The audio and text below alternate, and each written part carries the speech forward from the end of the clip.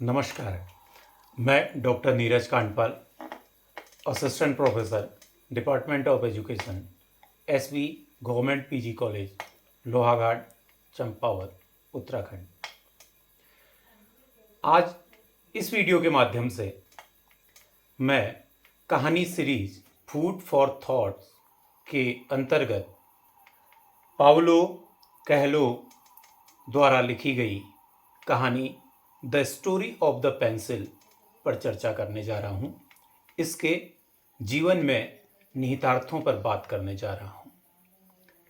इस कहानी में एक दादी और एक पोते की चर्चा है। दादी पोते के सामने पेंसिल से एक कागज पर कुछ लिख रही है। पोता प्यार से अपनी दादी से पूछता है, दादी क्या कर रही हो? क्या कहानी लिख रही हो? क्या इस कहानी में मेरे बारे में लिख रही हो? दादी उतने ही प्यार से पोते को हाँ में जवाब देती है। कहती है, हाँ, तुम्हारे बारे में ही लिख रही हूं। लेकिन महत्वपूर्ण आज यह नहीं है कि मैं तुम्हारे बारे में कहानी लिख रही हूं।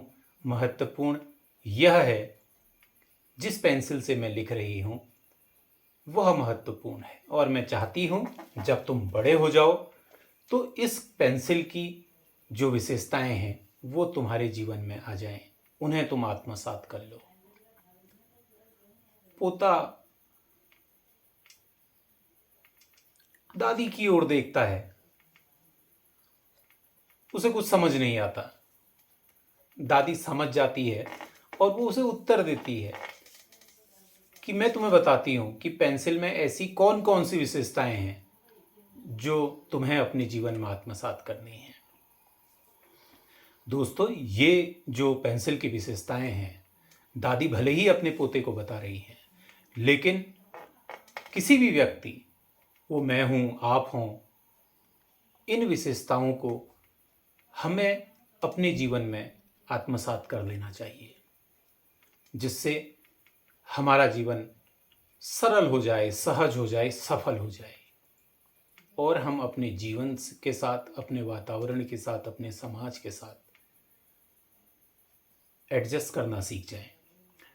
दादी जो पहला गुण पेंसिल का बताती है वो गुण है, वो कहती है कि पेंसिल अपने आप में कैपेबल है कि वह लिख सके, लेकिन उसकी इस कैपेसिटी को कागज पर उतारने के लिए एक हाथ की आवश्यकता होती है। ठीक इसी प्रकार इस दुनिया में प्रत्येक व्यक्ति अपने आप में कैपेबल है, उसमें कैपेसिटी है कि वह कुछ भी कर ले, लेकिन उसे एक हाथ की आवश्यकता है। वह हाथ ईश्वर का है। और यहां तक कि ईश्वर के जो प्रतिरूप हैं इंसान के रूप में, उन सब के हाथों की उसे आवश्यकता होती है आगे बढ़ने के लिए। तो इस प्रकार मैं यहां पर कहना चाहूंगा कि हमें अपने जीवन में किसी भी व्यक्ति से किसी भी प्रकार की सहायता, किसी भी प्रकार के मार्गदर्शन लेने से कतराना नहीं चाहिए। हमें अपने जीवन में हमारे सामने हमारे सहयोगी जितने भी व्यक्ति हैं उनसे कुछ न कुछ सीखते रहना चाहिए, क्योंकि प्रत्येक व्यक्ति में कुछ न कुछ क्वालिटीज हैं, और अगर हम हर व्यक्ति से थोड़ा थोड़ा भी सीखते रहें, निसंदेह हम अपने जीवन में बहुत कुछ बदलाव कर पाएंगे और हम एक सफल व्यक्ति अपने जीवन में जरूर बन जाएंगे। इसी प्रकार दादी अपने पोते को पेंसिल के दूसरी विशेषता के बारे में बताती है और कहती है कि पेंसिल लिखने के बाद, कुछ समय लिखने के बाद रुक जाती है। वह रुकती है, रुकने के बाद शार्पनर से अपने को शार्प करती है। इस दौरान उसे कुछ कष्ट होता है, लेकिन जब वह इस कष्ट को सह लेती है तो वह दोबारा पहले की तरह अपना कार्य करने लग जाती है। ठीक इसी प्रकार प्रत्येक व्यक्ति अपने लक्ष्य की प्राप्ति के लिए, अपने लक्ष्य के प्राप्ति के लिए जीवन में लगातार कार्य करते रहता है। कई बार ऐसे अवसर आते हैं कि कार्य करते करते वो थक जाता है, उसके आउटपुट्स उसको नहीं मिल पाते हैं, तो उसे पेंसिल की तरह रुकना चाहिए, आराम करना चाहिए, अपना एनालिसिस करना चाहिए कि कमी कहाँ रह गई, कुछ नए कौशलों का प्रशिक्षण लेना चाहिए, अपने को अधिक समर्थ बनाना चाहिए और फिर एक नए उत्साह के साथ, नए जोश के साथ दोबारा अपने पथ पर बढ़ जाना चाहिए। दादी पेंसिल की तीसरी विशेषता बताते हुए कहती है कि पेंसिल कभी भी रबर का प्रयोग करने से, इरेजर का प्रयोग करने से नहीं कतराती। उससे जहां पर भी त्रुटि होती है वह उस त्रुटि को मिटा लेती है। ठीक इसी प्रकार व्यक्ति को पेंसिल और रबर से सीख लेते हुए अपने जीवन में की गई त्रुटियों को मिटाने की कोशिश करनी चाहिए, उन्हें सुधारने की कोशिश करनी चाहिए। जैसा कि कोई भी व्यक्ति अपने जीवन में ही नहीं, रोज अनेकों अनेक गलतियां करता है, किंतु एक्सेप्टेंस की कमी है। गलती मैंने कर दी लेकिन हम उसे मानने को तैयार नहीं हैं।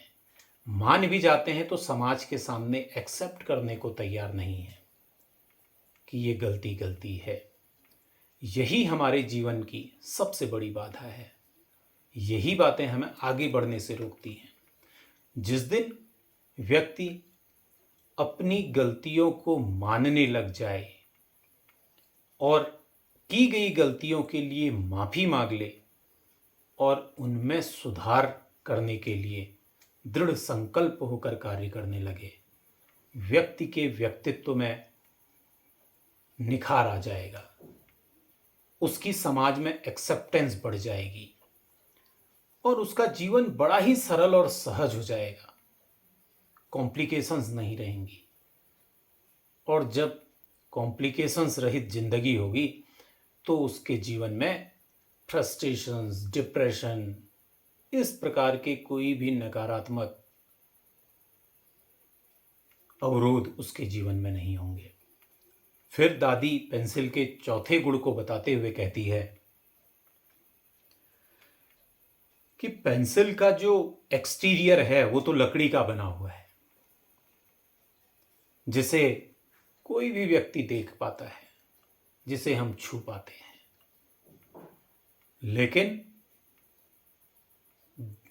जो उसका महत्वपूर्ण अंग है, महत्वपूर्ण भाग है, वो उसका इंटीरियर है, जो कि ग्रेफाइट का बना होता है। और जब हम पेंसिल को शार्प करते हैं तो महत्वपूर्ण होता है उसके ग्रेफाइट वाला हिस्सा, कि वह किस प्रकार से शार्प हो रहा है या ग्रेफाइट की क्वालिटी कैसी है। तो ठीक इसी प्रकार जैसा कि पंचतंत्र की कहानियों में भी कई जगह पर लिखा है कि व्यक्ति को अपने बाहरी आवरण से, मतलब अपने शरीर से, अपने रंग रूप इत्यादि पर बहुत ज़्यादा चिंतित होने की आवश्यकता नहीं है। उसे काम करना है अपने इनेट क्वालिटीज़ पर, अपने अंतर्निहित शक्तियों पर, अपनी आत्मा पर। और जिस दिन व्यक्ति किसी भी व्यक्ति की आत्मा से संपर्क करना सीख जाएगा, जिस दिन उसके लिए किसी भी व्यक्ति के बाहरी रंग रूप, उसका पहनावा, उसकी समृद्धि, ये जिस दिन उसके लिए महत्वपूर्ण नहीं होंगी, तो वो अपने अंदर भी झांक पाएगा और दूसरे व्यक्ति के अंदर भी झांक पाएगा। और जब व्यक्ति अपने अंदर झांकने की क्षमता हासिल कर लेगा तो वो अपने स्व को पहचान लेगा, अपने सेल्फ को आइडेंटिफाई कर लेगा। और जिस दिन व्यक्ति ने अपने सेल्फ को आइडेंटिफाई कर लिया, तो जैसा कि मैस्लो ने भी कहा है कि वो पर्सनैलिटी डेवलपमेंट की या साइकोलॉजिकल डेवलपमेंट की सबसे ऊंची श्रेणी पर जाके बैठ जाएगा। इसके बाद दादी 5वीं विशेषता बताते हुए कहती है कि पेंसिल हमेशा अपने पीछे मार्क छोड़ जाती है, भले ही हम उसे मिटा दें, लेकिन उसका मार्क उस पेज पे जरूर रहता है। ठीक इसी प्रकार कोई भी व्यक्ति कोई भी कार्य करे, अच्छा या बुरा, वो अपने पीछे वो मार्क छोड़ जाता है। इसलिए जीवन में कभी भी कोई कार्य करने से पहले हमें 10 बार सोचना चाहिए,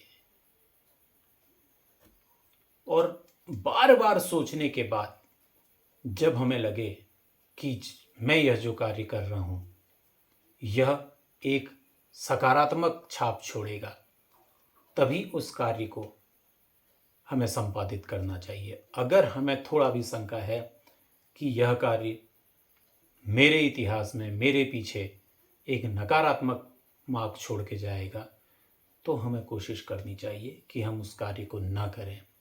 इस प्रकार से दादी ने ये 5 विशेषताएं एक पेंसिल के विषय में बताई थी, और मैंने किसी भी व्यक्ति के जीवन में इनका निहितार्थ इन शब्दों के द्वारा गढ़ा है।